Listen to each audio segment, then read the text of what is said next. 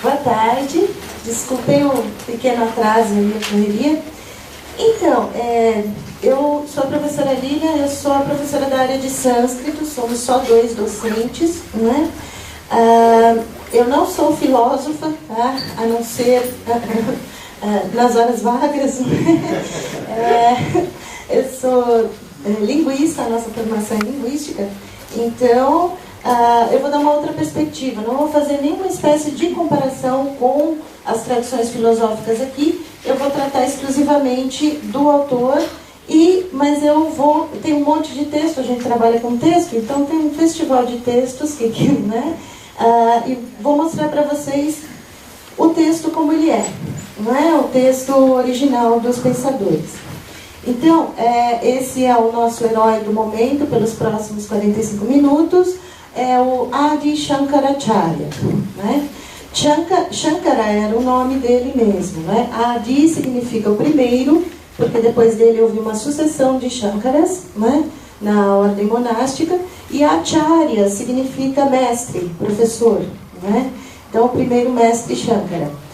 Confirmadamente, ele é de 788 a 820 depois de Cristo, portanto, viveu apenas 32 anos e foi um gênio desde os 12, então compensou.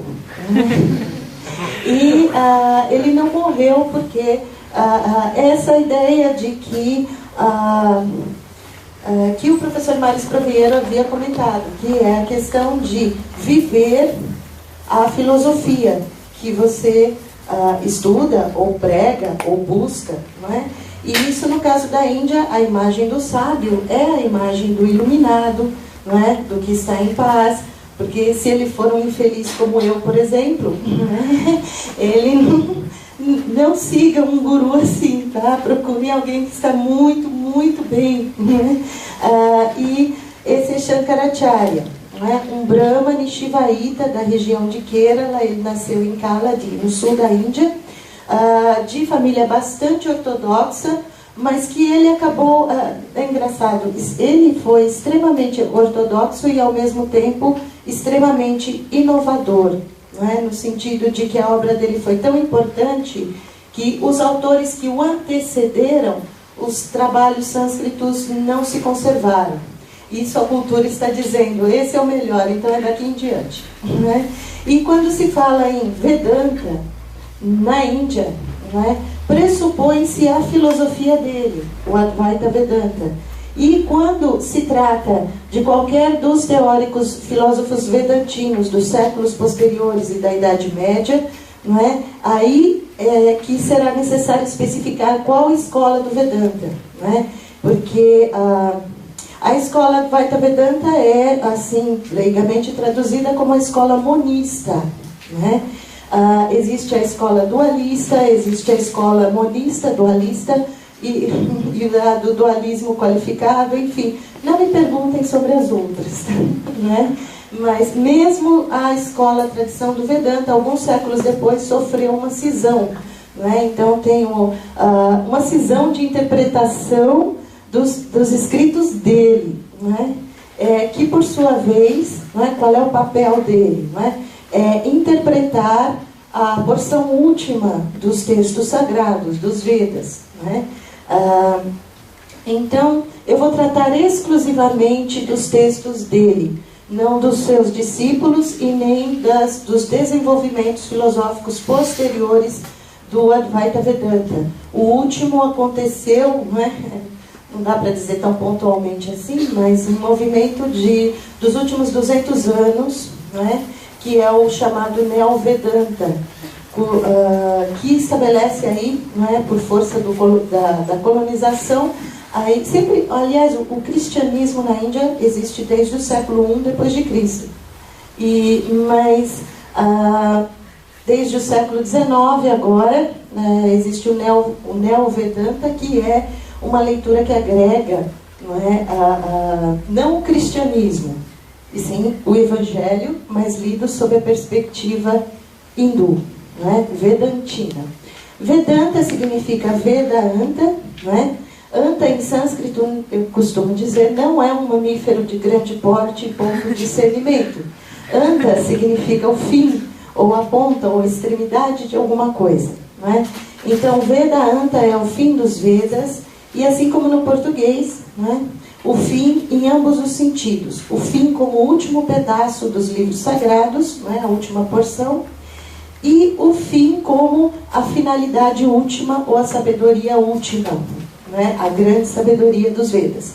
Corresponde aos textos das Upanishads. As Upanishads védicas, aí, não é? Sempre circa. O circa na Índia Antiga é: olha, se eu errar 200 anos ainda está tudo bem, tá?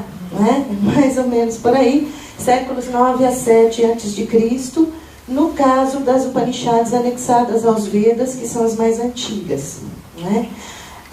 Então, as Upanishads são textos das escrituras sagradas, portanto, são textos de revelação, não é? Sob a insígnia da cultura bramânica, não é? Do hinduísmo, não é? Hinduísmo significa acatar, ainda que apenas nominalmente, a sacralidade dos Vedas, não é? Mas sobre, não é, esses textos de revelação,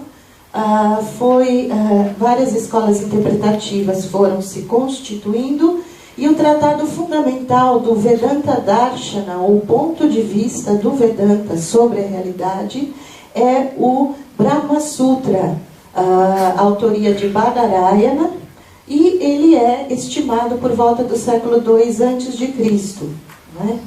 Então, Shankara tinha os textos sagrados, ou a porção final, a sabedoria última deles, mais um tratado formal sob a forma de axiomas, não é? Porque era a circunstância do memorizar o texto que continha os elementos fundamentais, concisos ali como teoremas, e todo o desenvolvimento do raciocínio desses textos se dava em instância oral. Aliás, os textos são produtos desses debates orais, não é? E dessas transmissões de saberes. E o que o Shankara fez foi tentar conciliar num sistema coeso e coerente, não é? As colocações das escrituras, a síntese delas no tratado do Vedanta Darshana, e por isso ele escreveu bhashyas, que são comentários a cada um dos versos dos textos sagrados, não é? Os bhashyas são textos produzidos já depois da era cristã, e são textos escritos, não é? E isso permite que a argumentação seja explicitada no texto sânscrito. E na maior parte dos casos, os bhashyas são simulacros das instâncias de debate oral. Então, tanto no caso do hinduísmo como no caso do budismo, não é? Então você tem no texto de comentário, o comentário é tecido sob a forma de argumento, objeção, argumento, pergunta, contra-argumento, objeção, não é? Sempre com a interlocução a interlocução que está na mente do autor, mas que acontecia, não é? De representantes de pelo menos duas escolas distintas, não é? Com interpretações diferentes, então que vençam melhor, não é? Então essa é a imagem de Shankaracharya, não é?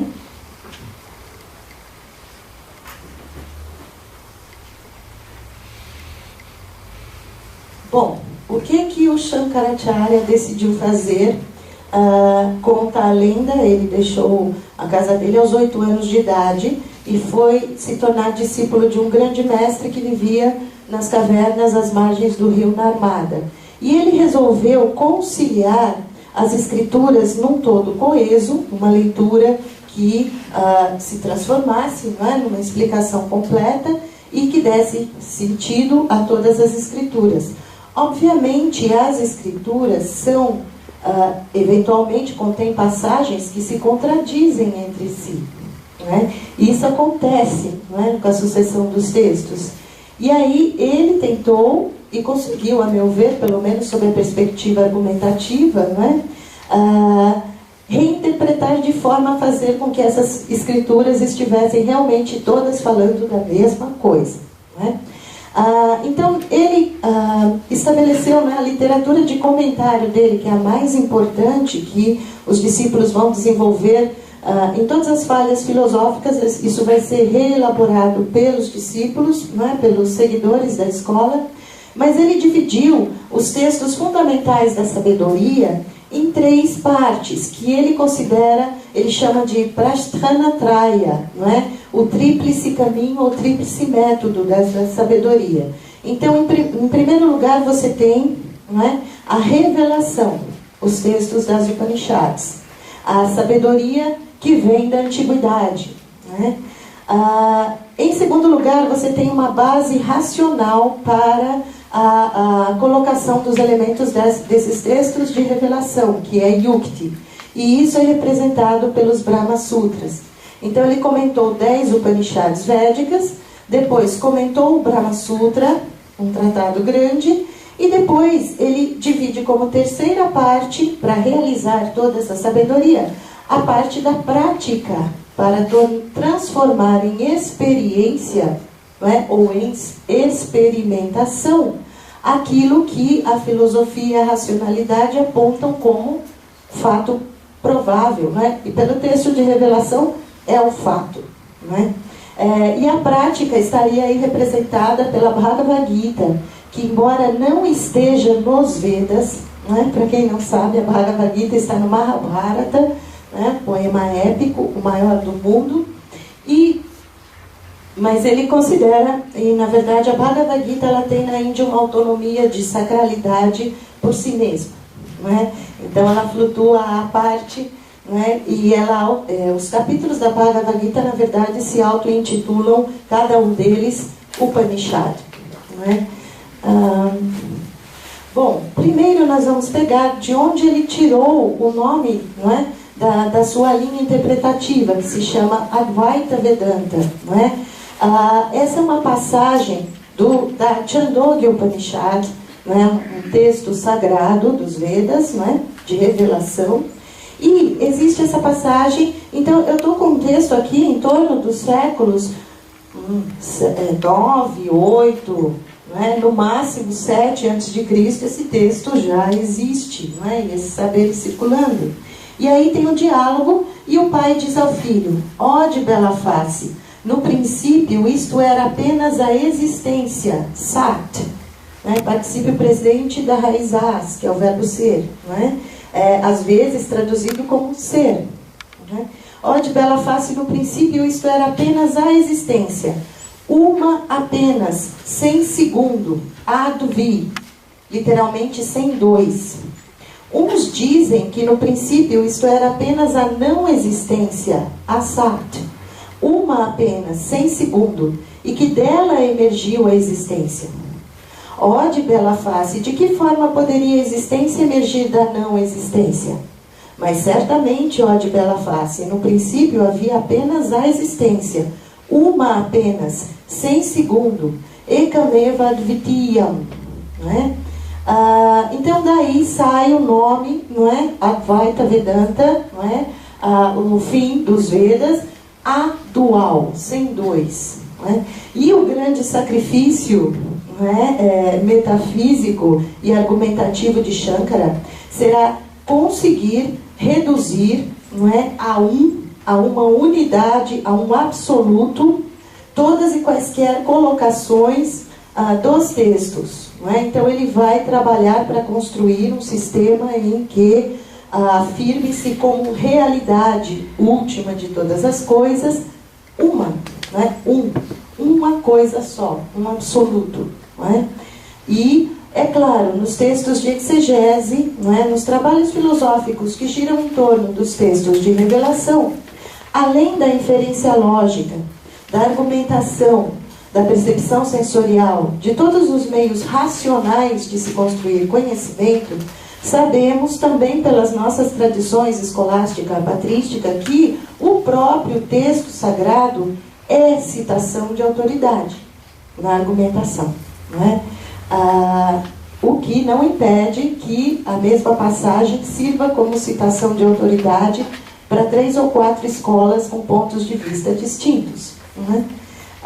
E aí que está a diversão da coisa. Essa passagem também indica, não é, dá-nos, não é, de presente essa informação de que a discussão, não é, se a realidade vinha do tudo ou do nada, né, já havia grupos ali com opiniões distintas, né? Alguns defendendo esse caminho, outros o outro caminho, né? E eu costumo dizer nas aulas de cultura que, muito provavelmente, então, o que aconteceu com o advento do budismo foi, não que o Buda tenha dito, no princípio havia Sat, ou no princípio havia Sat, né? Havia Sat, né?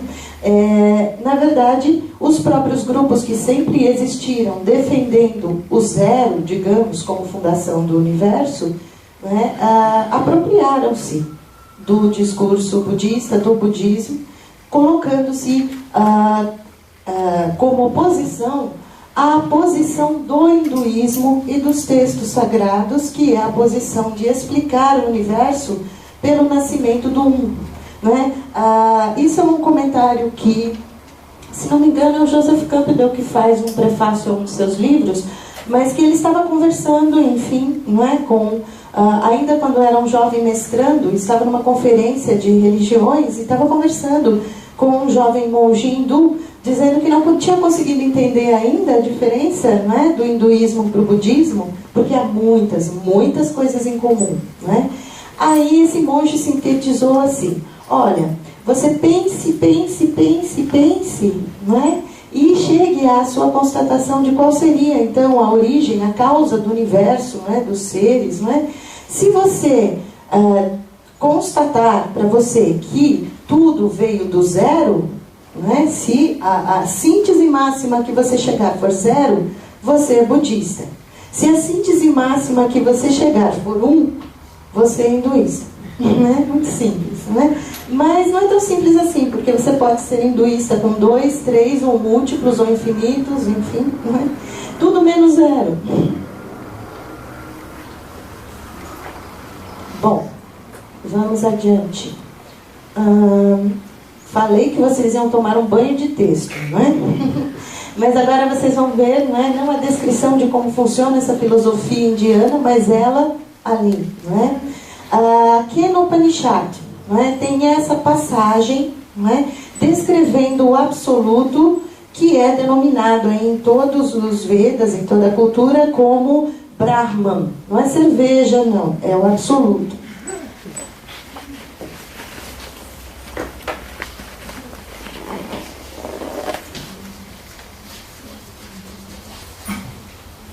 Esse Brahman termina em N, esse é o tema, não é? O sânscrito é declinado como o grego e o latim, então esse é o tema antes de entrar na frase.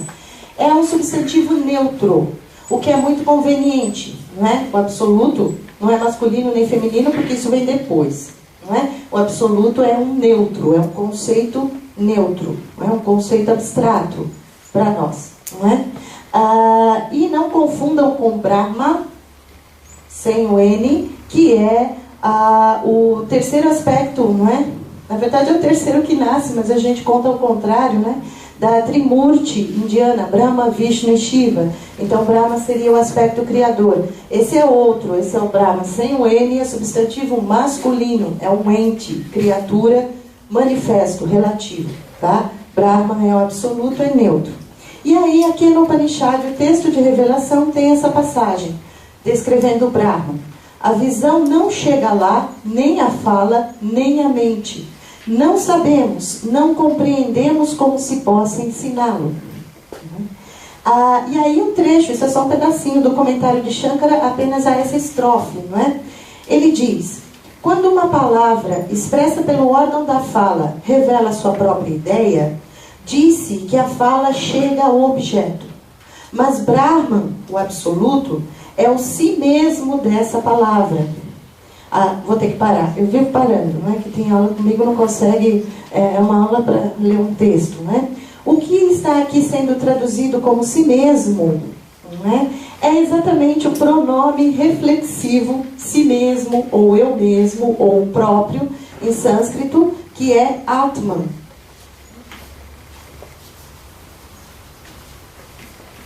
Então, Atman é literalmente o si mesmo, né? Então, o que está em muitas das Upanishads está claramente lá mesmo, não é? É que Já que nós estamos, olha, a luta de Shankara é para jamais sacrificar a unidade de todas as coisas, não é? Então, a equivalência do absoluto com o si mesmo ou com a essência do si, não é? Já é posta nas Upanishads.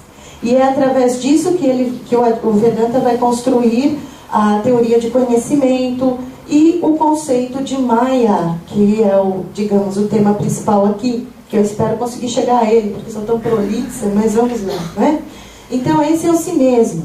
Brahman é o si mesmo dessa palavra, assim como do órgão que a pronuncia. Portanto, a fala não o alcança. Assim como o fogo que queima e ilumina não pode queimar ou iluminar a si próprio, da mesma forma é aqui. No mano, nem a mente. Embora a mente pense e determine outras coisas, ela não pensa ou determina a si mesma, pois dela também Brahman é o si mesmo. É a essência, não é? Muitos traduzem o si mesmo também, Atman, e em muitos contextos da literatura sânscrita, ele significa essência, não é? Então, Brahman é o si mesmo da mente. Uma coisa é objeto de cognição somente pela mente e pelos sentidos. Como Brahman não é um objeto de percepção para esses, portanto, navidmas, não sabemos se esse Brahman é de tal tipo. Portanto, navidjanimas, não compreendemos. Yatha, como?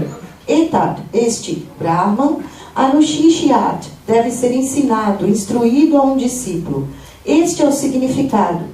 Pois algo que é percebido pelos sentidos pode ser ensinado a outro através de categorias que denotem classe, qualidade e ação.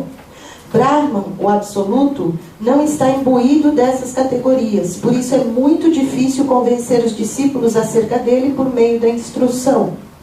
É verdade que não se pode transmitir o conhecimento acerca do mais elevado com a ajuda de meios de conhecimento válidos, tais como a evidência dos sentidos, mas o conhecimento pode ser produzido com a ajuda da autoridade tradicional.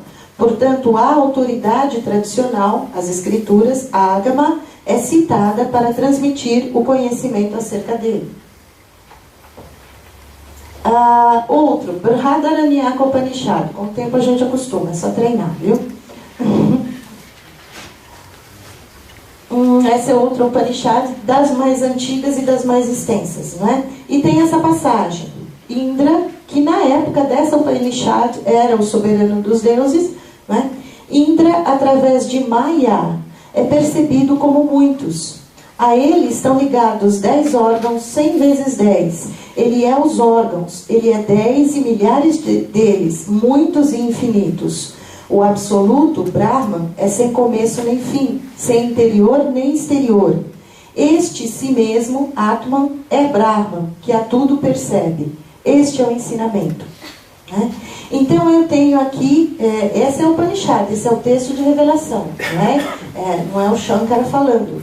Mas no texto eu tenho essa equivalência aí entre o absoluto e o si mesmo de todas as coisas, e o si mesmo que sou eu lá onde eu não sei quem sou eu, porque o que eu sei do que eu sou é manifesto, relativo, dentro de tempo, espaço e causalidade. Então não é isso que é o absoluto, não é? Então, como que, não é, uma categoria ontológica, não é, absolutamente ontológica, não é, consegue se tornar, ou torna-se, aparentemente, no caso veremos, a multiplicidade e a diversidade, não é? Existe uma chave comutadora chamada Maya, não é? Existe algo chamado Maya que transforma o absoluto em manifestação relativa.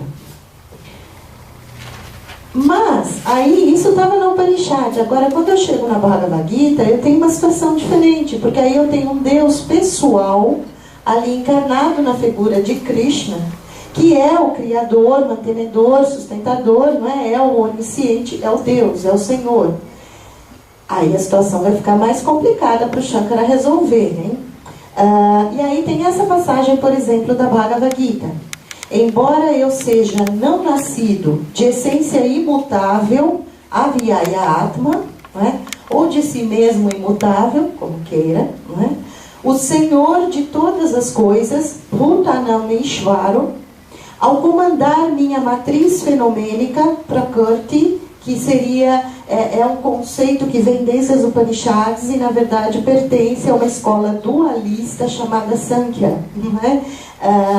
E o Shankara vai se apropriar de uma série de elementos dessa escola, mas vai discordar da escola, porque a escola afirma que tudo que existe é produto da aparente conjunção entre dois princípios eternos, mas completamente distintos. Um é inteligente, o Purusha, o princípio do ser, e o outro é não inteligente, é algo como a fonte, ela própria não manifesta, que jorra universo e criaturas, não é? Mas o Sankhya vai dizer isso, não é? O Shankara vai pegar o termo, muitas coisas do Sankhya estão na Bhagavad Gita, mas o Shankara vai dar o seu jeitinho brilhante de transformar tudo em Advaita, não é?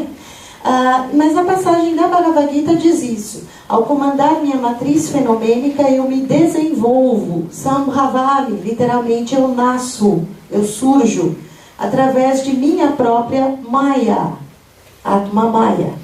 E aí, outra passagem da Bhagavad Gita também, ou seja, estamos no âmbito dos textos fundamentais que o Shankara vai comentar, não é? O Krishna diz assim: estando encoberto por minha Yoga Maya, eu não me torno manifesto para todos. Esse mundo tolo, aí o adjetivo é mudha, estupefato, perplexo, confuso, tolo, indolente, não me conhece, eu que sou não nascido e imutável.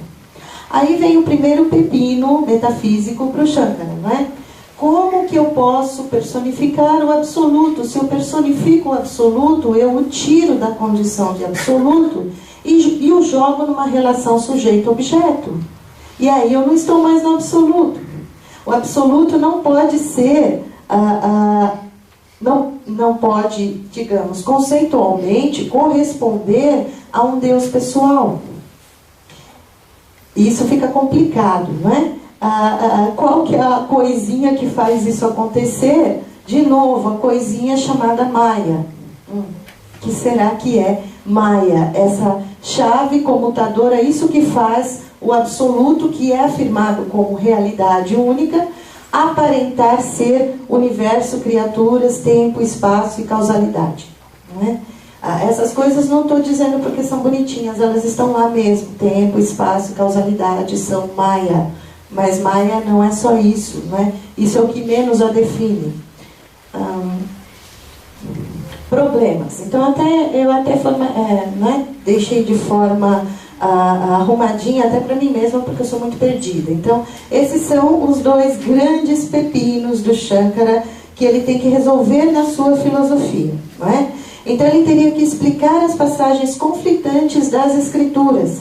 Como conciliar o absoluto neutro e impessoal Brahman com um Deus pessoal? Ishvara é o termo sânscrito, é o Senhor, literalmente, não é? Que manifesta e governa o universo e suas criaturas. O si mesmo intransitivo, não é? Porque se eu tenho um Atman, uma essência do ser, não é? Que é um absoluto, ela é intransitiva, é o ser em si mesmo, não é? Como essência de existência. Mas como que eu vou transformar esse ser em si mesmo, torná-lo equivalente, né, a um tu divino a quem o devoto se dirige em prece? Porque no momento em que eu tenho Deus pessoal, eu tenho não Deus, ou apenas criatura, né? Então eu tenho distinções. Segundo o pepino, Shankara teria de levar em consideração tanto a transcendência como a imanência do absoluto, porque se é absoluto, está aqui agora, não é? Como considerar as afirmações escriturais de que todo o universo fenomênico e todos os seres são originados dessa realidade absoluta, Brahman, sem que isso jamais afete a natureza do absoluto, e ao mesmo tempo provar que o absoluto, como si mesmo, é a realidade mais imediata, permanente e fundamental de todos os seres, sempre e durante toda a existência fenomênica, não é? Porque o absoluto é o si Oswaldo. Você é meio simplista, mas qual é o teu grau de crença nessa filosofia? Você perguntou só a modalidade da crença, não do saber, certo? Porque, crença e saber são grandezas de natureza distinta, não é? O saber é a experiência, não é?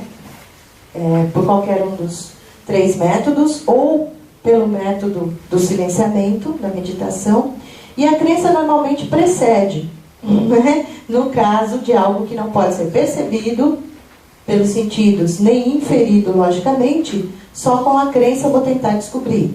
Então, o meu grau de crença era bastante grande.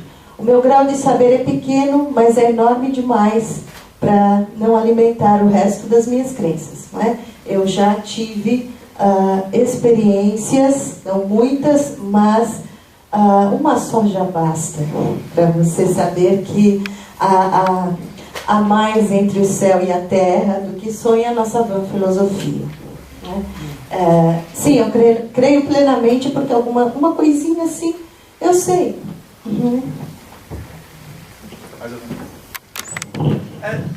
Só queria perguntar, aproveitando um pouco para você poder falar mais, mas para entender de que maneira o Maya, mais especificamente, permitiria esse si mesmo do absoluto, qual que seria essa ligação exatamente, mais profundamente? Porque pelo que eu entendi, havia uma questão de que o absoluto, de alguma maneira, precisava dessa manifestação para poder se realizar, mas de que maneira o Maya realiza o absoluto nesse sentido? Não sei se... Então, bom, o absoluto não precisa de nada. Agora, toda a descida, digamos, não é, da consciência mais absoluta, descendo e se tornando cada vez mais limitada, não é, em forma, no tempo e no espaço, na verdade o Shankara aproveita toda a mecânica do Sankhya para explicar isso, não é? Que é o primeiro nascimento de uma consciência simulacro de onisciência, mas que já é, na verdade, uma consciência relativa, que é a que permite a existência do intelecto que apreende o relativo, não é? E aí, a partir daí, os adjuntos limitantes vão se somando como memórias, como, não é, percepções, etc., e vão diminuindo, não é, esse eu. E aí também o Sankhya abre também para a manifestação material, também explicada pelos elementos, né? Segue-se o caminho dos elementos, o que foi mencionado em outra palestra aqui como o 5º elemento. Na verdade, na literatura sânscrita, o primeiro e mais fundamental dos elementos, que é a caixa. Né? E que também é definido de forma diferente dependendo da escola. No caso do Sankhya, a caixa é um único elemento que é percebido de 2 formas, né? Percebido como 2, não pode ser percebido como 1 pela mente humana, mas é uma coisa só, que é tempo e espaço. Né? Esse é o primeiro elemento. Depois as coisas vão se condensando. Né? Mas, enfim, tem que ir muito longe, não é, para chegar nessas coisas. Mais alguém?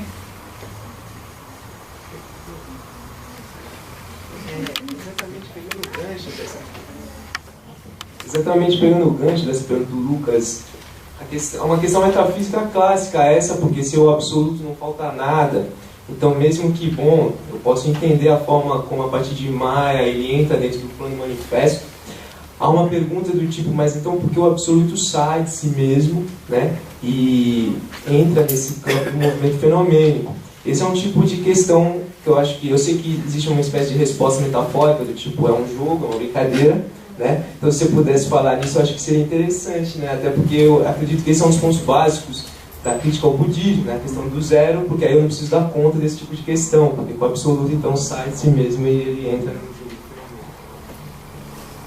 Olha, então, exatamente, essa é a questão fundamental e é essa que eu não achei uma resposta literal ali investigando o Shankara. Provavelmente, se eu me aprofundar lá pelos seus discípulos e discípulos dos seus discípulos, todas essas falhas foram, chicoteadas e eles tiveram que se dar conta de alguma resposta. Mas a resposta mais provável que eu leio pela cultura ainda é a questão desse mágico, não é? E com o mágico nasce, e isso está desde os mitos da porção mais antiga dos Vedas, primeira coisa que nasce, o desejo. Não é? O desejo, e um próprio texto, não é, da Upanishad, que eu nasça. Não é? Em sânscrito dá para fazer imperativo de primeira pessoa, eu estou traduzindo como subjuntivo, mas é o ser primordial sozinho, que eu nasça. Não é? Ordena-se nascer, e aí vai se multiplicando. Mas, enfim, não estou te dando 100% de certeza de nada nessa resposta. Mas, pela brilhante pergunta, você é um cientista nato. É verdade. Ciência é fazer boas perguntas, não é ter todas as respostas.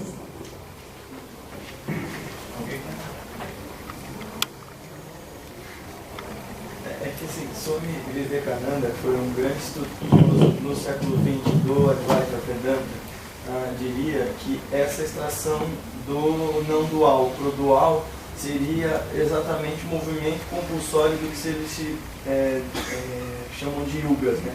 Esse movimento do surgir do imperfeito para tornar a perfeição, para depois continuar nesse contínuo movimento. Porque quando está estático, não existe absolutamente nada na estagnação. O universo é esse movimento, é essa constante manifestação. Então, na base do que seria a força do Deus, na Trimurti, né, que é criar, preservar e dissolver para depois criar novamente. Então é essa a ideia de fazer se extrair do todo. Se extrai para se retornar. Esse é o grande objetivo. Agora, a lógica do porquê de tudo isso, o Vivekananda para nisso. O Vivekananda é o Neo-Vedanta. Né? O Shankara, o máximo que ele pega é Ishvara. Ele não entra no caminho das nomeações, das divindades e tudo mais, ele fica só no conceito do Senhor, que é o que aparece lá nas Upanishads, que são bem pouco teístas, viu? Eu diria, bem pouco devocionais, não é? Coisa bem depois. Mas isso aí. Desculpem estender-me assim. Tem tempo para mais uma pergunta. Não sei se é uma pergunta genial, pode ser uma pergunta bem.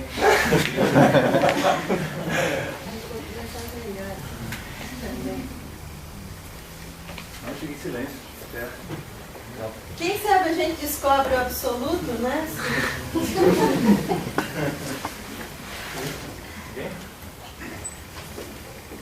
Bem, então tá, vamos encerrar. Obrigado.